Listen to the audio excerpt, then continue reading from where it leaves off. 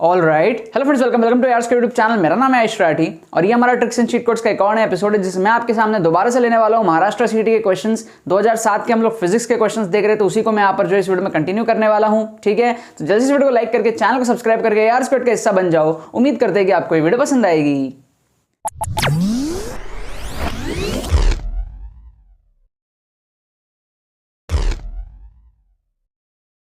Students, अगर महाराष्ट्र सीटी exam की बात हो, एमएसटी सीटी की बात हो और अगर हमारे एक्सक्लूसिव मेंटरशिप कोर्स की बात ना हो, ऐसा बिल्कुल भी अच्छा नहीं लगता, क्योंकि इस कोर्स से 2021 में 1100 से ज्यादा स्टूडेंट्स ने जो है फायदा उठाया था। बहुत सारे स्टूडेंट्स ने इस कोर्स से अपना स्कोर को इंप्रूव किया था। अगर आपका 80, 90, 70 इस रेंज में स्कोर अटक रहा, अगर आपको इंजीनियरिंग के अंदर में 140, 150 तक लेकर के जाना है और मेडिकल के अंदर में 160, 170 तक लेकर के जाना है, तो इस प्रॉब्लम को सॉल्व करने के लिए कम टाइम में किस तरीके से करना है, ट्रिक्स का फायदा किस तरीके से उठाना है, ये सारी चीजें, स्ट्रैटेजीज, बैकलॉग्स किस तरीके से कवर करने हैं, पढ़ने के unique study technique, secret strategies, काफी सारे एक्सपीरियंसेस जो है सब कुछ शेयर करने के लिए आप लोगों के लिए एक्सक्लूसिव मेंटरशिप कोर्स बनाया था 2021 में। और 2022 में दोबारा से और भी एडवांस तरीके से, और भी अच्छे तरीके से जो एक्सक्लूसिव मेंटरशिप कोर्स जो आपके सामने बना है। इसमें एनरोल करने का प्रोसेस बड़ा सिंपल है। डिस्क्रिप्शन में आपको जो इस पेमेंट पेज का लिंक मिल जाएगा, वहां पर जाओ, पेमेंट प्रोसेस को कंप्लीट करो। विद इन 6 आवर्स आपको एडमिशन ईमेल हमारे तरफ से आ जाएगा। ठीक है ना, बड़ा ही सिंपल प्रोसेस है। आपको डिस्क्रिप्शन में एक व्हाट्सएप लिंक भी मिल जाएगा, उस पर क्लिक करके आप लोग हमारे टीम से व्हाट्सएप पे बात कर सकते हैं, उनके थ्रू भी आप जो है कोर्स को परचेस कर सकते हो। कोर्स के अंदर में आपको टोटल 8 वीडियोस मिलेंगी, 8 प्री रिकॉर्डेड वीडियोस आपको मिलेंगे। पिछले साल 5 वीडियो थी, इस साल बढ़ा करके 3 और एक्स्ट्रा वीडियो जोड़ा है, 8 वीडियो आप लोगों को मिलने वाली है। उसमें आप लोगों को सारी चीजें बताई जाएंगी, किस तरीके से आप लोग 40-50 मार्क्स इजीली जो है एमएसटी सीटी में इंप्रूव कर सकते हो with the same amount of knowledge which you have. और नॉलेज इंप्रूव करना है, किस तरीके से एग्जाम के पहले पढ़ना है, बैकलॉग्स किस तरीके से कवर करना है, स्टडी टेक्निक्स, बहुत सारे अमेजिंग सीक्रेट्स इस कोर्स के अंदर में जो है बताए गए हैं। तो जितने भी सीरियस एस्पिरेंट्स हैं एमएसटी सीटी 2022 के, जरूर से इस कोर्स का जो है फायदा उठा लेना, मेरे तरफ से हाईली रिकमेंडेड है यार। तो देखो, यहाँ पर मैंने आपके सामने दोबारा से क्वेश्चंस ले लिया महाराष्ट्र सीटी के 2007 के क्वेश्चंस। पिछले 4 एपिसोड में हम 4-4 करके 16 क्वेश्चन ऑलरेडी देख चुके हैं। इस वीडियो के बाद में हम 20 क्वेश्चन टोटल देख चुके होंगे महाराष्ट्र सीटी के 2007 के, सिर्फ और सिर्फ फिजिक्स क्वेश्चन से। तो आपको समझ में आ रहा होगा कि यार it is a long episode, मतलब बहुत लंबा ये सीरीज पूरा का पूरा चलने वाला है। काफ़ी ज़्यादा मज़ा आएगा और बहुत सारे क्वेश्चंस में हम लोग ट्रिक्स लगाएंगे। मतलब एमएसटी सीटी के पूरे हिस्ट्री में ये चीज़ नहीं हुई जो मैं कर रहा हूँ इस बार। 2007 के इतने सारे क्वेश्चंस में ट्रिक्स लगेंगे, फिर 8 के लगेंगे, 9 के लगेंगे, 10 के लगेंगे। आप लोग देखते देखते हंसते हंसते जो है पागल हो जाओगे, मज़ा आ जाएगा आप लोगों को नेक्स्ट लेवल। इतने सारे क्वेश्चन में जो है ट्रिक्स एंड चीट कोड्स हम लोग लगा सकते हैं। और एमएसटी सीटी जो एग्जाम है उसको मैंने खुरेद करके अब जो है पूरा का पूरा फील कर लिया एमएसटी सीटी क्या है। हर क्वेश्चन की जो है, मतलब मैं एकदम जो टीचर ने क्वेश्चंस बनाए हैं ना, या बनाते हैं पिछले 8-10 सालों से, उनको मैं पूरा फील कर चुका हूँ। तो देखते ही मुझे पता चल जाता है इसका तो आंसर ये बिना सॉल्व करे। ठीक है ना, और वही सारे टेक्निक्स मैं आप लोगों को सिखा रहा हूँ ताकि आप लोगों का बहुत ज़्यादा फायदा हो पाए एग्जाम्स में। अब आप देखो, यहाँ पर मैंने 4 क्वेश्चन आपके लिए ले लिए हैं। फर्स्ट क्वेश्चन आप देखो, अगर आपको नॉलेज है ना इन सब क्वेश्चन को सॉल्व करने की, सो आप प्लीज़ नॉलेज से सॉल्व करो और पढ़ाई करते रहो। अगर नॉलेज नहीं है, एग्जाम में हो, एग्जाम टाइम में अगर आपको तुक्के लगाने हैं, किस तरीके से लगाओगे ये मैं आपको यहाँ पर सिखा रहा हूँ। देखो, फर्स्ट क्वेश्चन आपको बोल रहा है, जो भी बोल रहा है भाड़ में जाए, fringe width, fringe width, fringe width, there will be no change. हमेशा जब भी ये नन ऑफ दीज वाले ऑप्शन होते हैं ना, इससे दूर रहा करो। मैं आपको बता रहा हूँ, ये जो नन ऑफ दीज होते हैं ना, इनसे थोड़ा सा दूर रहो, ये आंसर कम होते हैं। ऑल ऑफ दीज होता तो ठीक है, हम उसके बारे में सोचते। तो ये नन ऑफ दीज वाले को तो ना पहले एलिमिनेट किया करो। आप समझ गए आप बात, नन ऑफ दीज वाले को आप पहले एलिमिनेट कर दिया करो। उसके बाद में आप देखोगे कि ऑप्शन सी ऑप्शन डी के जैसा ही है, विल रिमेन अनचेंज्ड। आप बोलोगे यार ऑप्शन डी में भी बोल रहा है नो चेंज, ऑप्शन सी में भी बोल रहा है विल रिमेन अनचेंज, तो ये कहीं ना कहीं थोड़ा सिमिलर टाइप का है। यहाँ पे there will be no change बोल रहा है और यहाँ पे सिर्फ फ्रिंज विड्थ की बात कर रहा है। अब 3 ऑप्शन में फ्रिंज विड्थ की बात कर रहा है, तो कहीं ना कहीं फ्रिंज विड्थ वाला आंसर होगा ना। आप हमेशा टीचर की साइकोलॉजी समझो जिसने क्वेश्चन बनाया है।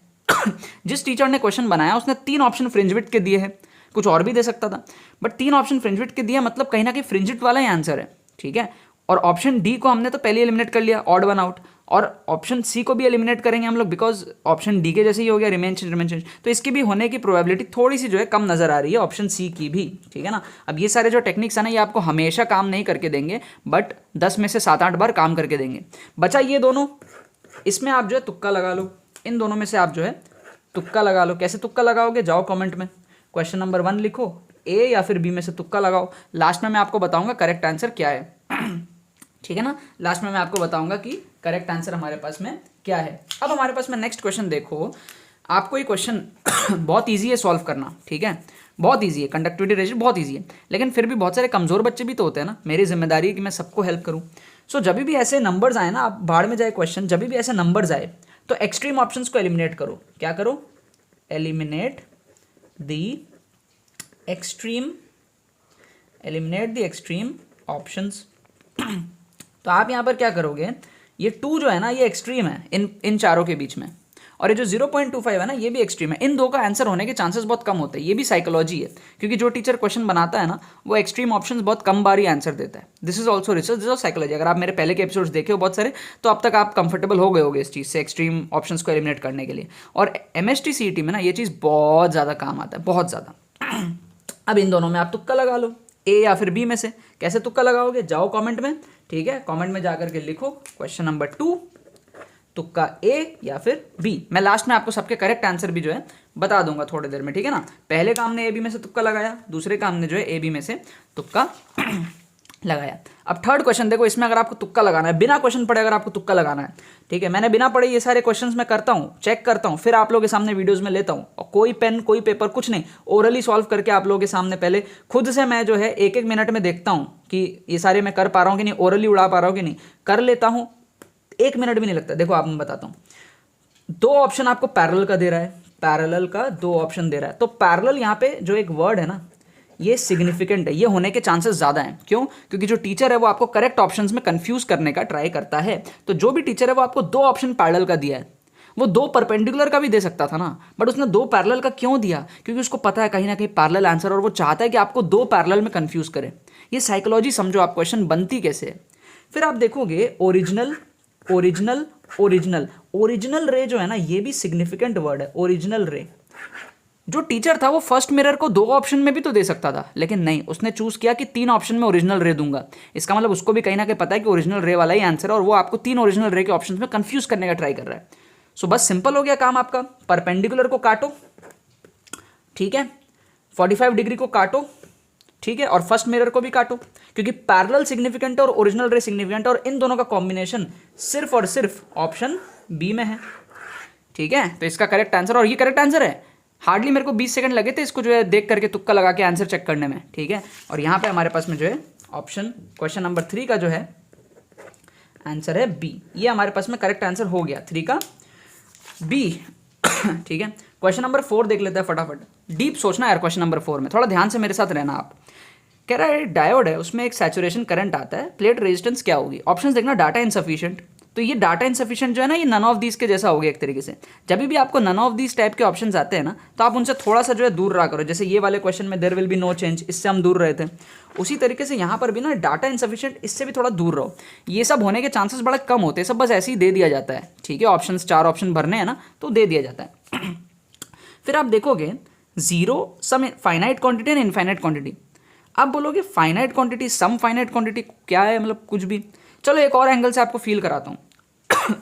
When there is saturation current, saturation current एक सिग्निफिकेंट चीज़ है, राइट, मतलब एक स्पेशल केस है कि भाई जब सैचुरेशन करंट आ जाएगा और आपको थोड़ा सा अगर फील आता है फिजिक्स का या फिर केसेस का, आप बोलोगे यार जब भी ऐसे स्पेशल केसेस होते हैं ना तो उसमें कुछ स्पेशल कंक्लूजन्स भी होते हैं, ठीक है। जैसे मैं आपको अगर कहता हूँ कि भाई ये एक साइन का ग्राफ है, इसके टॉप मोस्ट पॉइंट पर कुछ स्पेशल हुआ, क्या स्पेशल हुआ, कर्व लिया, तो कर्व लिया तो इसका स्लोप क्या आएगा टेंजेंट का, आप बोलोगे 0, slope of the tangent is 0। क्या हम बोलेंगे कि slope of the tangent is some finite value? नहीं, आप बोलोगे भाई एक स्पेशल चीज़ हुई, यहाँ पे कर्व आया है टॉप में, तो टॉप में वैल्यू भी स्लोप की एक स्पेशल है, m=0। समझ रहे हो? क्या आपको ये बात समझ में आ रही है? सो सम फाइनाइट क्वांटिटी क्या होता है, इसको भी एलिमिनेट करो, कुछ स्पेशल होगा ना, बिकॉज केस भी स्पेशल है। जब सैचुरेशन करंट आया तब प्लेट रेजिस्टेंस क्या होगा, it has to be something special, या तो 0 या तो इनफाइनाइट, कुछ एक होगा। तुक्का लगा लो, ठीक है, बी या फिर डी में से आप जो है तुक्का लगा लो। तो यहाँ पर जो है आप क्वेश्चन नंबर 4 में भी तुक्का लगाओगे बी या फिर डी में से। ये चारों क्वेश्चन आई होप आपने कमेंट में जाकर के तुक्के लगा लिए होंगे। अब मैं आपको इसका जो करेक्ट आंसर्स बता देता हूँ ताकि आपके पास में करेक्ट आंसर्स भी आपको जो है पता हो, ठीक है ना। सो हमारे पास में जो करेक्ट आंसर्स है, इसका डिक्रीज दिया हुआ था, ये वाला आंसर करेक्ट था, ऑप्शन ए, ठीक है। 50-50 है, सही होगा आपका या गलत होगा। दूसरा हमारे पास में था 0.5, क्योंकि आप इसको उल्टा करोगे, 2 को उल्टा करोगे 1/2 0.5 आएगा, तो ये आपका ए था करेक्ट आंसर, ठीक है ना। 0.5 वॉज द करेक्ट आंसर। तो फर्स्ट का था हमारा ए डिक्रीज, और सेकंड का भी हमारा था डिक्रीज, सॉरी 0.5। थर्ड का तो मैंने बी बता ही दिया आपको, और फोर्थ का इनफाइनाइट था। फोर्थ का हमारे पास में जो है वो है इनफाइनाइट क्वांटिटी, ठीक है ना, अपॉन 0 आ जाता है, इनफाइनाइट आ जाता है, तो ये हमारे पास में हो जाएंगे। अब आप बताना आपके इन 4 में से कितने सही हुए। एक तो मैंने बता ही दिया था, बाकी 3 में अगर आपके 1-2 सही भी हो गए ना, एक भी सही हो गया तो भी बढ़िया है, यू आर समथिंग गेनिंग। आप क्वेश्चंस को छोड़ रहे थे, ढंग से तुक्का नहीं लगा पाते, और आई एम श्योर कि आप इन 3 में से 2 तो कर ही लियोगे, एक मैंने बता ही दिया थर्ड, और 2 आप और कर लियोगे, टोटल 4 में से आपके 3 सही हुए होंगे। मैं मानता हूँ जो भी लोग मेरे रेगुलर व्यूअर्स हैं, कम से कम 3 आप लोग जो सही हुए होंगे। मेरे को बताना कमेंट में अगर आपके 3 सही हुए हैं तो, अगर आपके 3 सही हुए हैं you are on the right track, ठीक है। इस वीडियो के बाद हमने टोटल 20 क्वेश्चंस देख लिए हैं MST CT के 2007 के, सिर्फ और सिर्फ फिजिक्स के पेपर से ट्रिक। अभी फिजिक्स का पेपर खत्म नहीं हुआ है, फिर केमिस्ट्री है, मैथ्स है, जर्नी बहुत बड़ी है, 2008 है, 2009 है, 10 है, सब देखेंगे लाइन बाय लाइन, मचा देंगे, मज़ा आ जाएगा आप लोगों को, ठीक है। बाकी तो बस यही बात है। तो यार आई होप आपको ट्रिक्स एंड चिट कोड्स की वीडियो पसंद आई होगी। ऐसे ही वीडियोस देखने के लिए आप लोग चैनल को सब्सक्राइब करो, बेल आइकन को प्रेस करके रखो, और अगर आप हमारे MST CT 2022 के एक्सक्लूसिव मेंटरशिप कोर्स में एनरोल होना चाहते हो तो प्रोसेस बड़ा ही सिंपल है। डिस्क्रिप्शन में आपको जो है लिंक मिल जाएगा, ठीक है, पेमेंट पेज का, उस पर क्लिक करके आप लोग पेमेंट प्रोसेस को कंप्लीट करो। सारे ऑप्शंस अवेलेबल आपके पास में, UPI, वॉलेट, नेट बैंकिंग, सारे ऑप्शंस आपको जो उस पेमेंट पेज पे मिल जाएंगे। पेमेंट प्रोसेस कंप्लीट करने के विदिन 6 आवर्स आपको हमारे तरफ से ऑटोमेटिकली जो है एक एडमिशन ईमेल आ जाएगा, एंड वीडियोस भी आपको जो है अगले दिन से या फिर सेम डे से आपको मिलनी जो है शुरू हो जाएंगी, ठीक है। आपको डिस्क्रिप्शन में एक व्हाट्सएप लिंक भी मिल जाएगा, उस पर क्लिक करके आप हमारी टीम से व्हाट्सएप पे बात कर सकते हो, एंड उनके थ्रू भी आप कोर्स को परचेस कर सकते हो। जो भी आपको कन्वीनियंट लगे वो आप कर लो, डायरेक्टली भी कर लोगे, कोई दिक्कत नहीं है, ऑटोमेटिकली आपको जो हमारी टीम एडमिशन ईमेल भेज देगी, ठीक है। इस कोर्स से पिछले साल 1100 प्लस स्टूडेंट्स ने फायदा उठाया था। इस साल एक्सपेक्टेड है कि काफी ज्यादा स्टूडेंट्स और भी फायदा उठाएंगे इस कोर्स का, ठीक है। अगर आप भी MST CT 2022 के लिए सीरियसली प्रिपेयर कर रहे हो, आपका सपना है MST CT महाराष्ट्र के टॉप कॉलेजेस, ठीक है, आपको अगर 140, 150, 160 रेंज में स्कोर लेकर के जाना है,